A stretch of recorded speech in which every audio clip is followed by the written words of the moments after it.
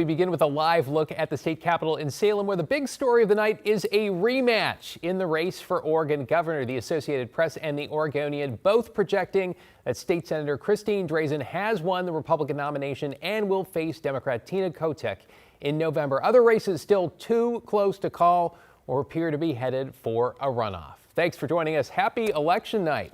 I'm David Wolko. Let's start with those numbers in the Republican race for governor. Drazan, the projected winner there with 43% of the vote so far. State Rep Ed Deal in second. Former Trailblazer and gubernatorial candidate Chris Dudley trailing well behind in third. Let's bring in Evan Watson live at Drazan Election Night headquarters in Clackamas County. Perhaps, Evan, the site of the biggest celebration tonight in the state. Yes, David, and I have to say a celebration that really started with you. Most of this room, the watch party here, realized that Drazan had won the race when they watched your announcement of the call, watching our stream earlier tonight. But then shortly after that, Drazan spoke to her supporters saying now is the time that Republicans can unite and reach out to those unaffiliated voters in Oregon to try and win their support. Drazan criticized high taxes in Oregon. She said her campaign is about affordability and improving education and public safety. Drazan will face Governor Tina Kotek in a rematch of the 2022 election for governor. Drazan lost that race by 3.5%, but it was a unique election as independent Betsy Johnson gained the support of nearly 1 in 10 Oregon voters back in 2022. Drazan says she's convinced there are enough Oregon voters to break the status quo of Democratic control in state leadership.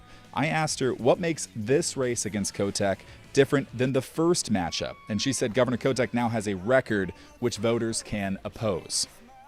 That is the difference in this race, is that Oregonians can just look at the facts. This isn't a personality contest, and it's not a partisan fight. This is this working?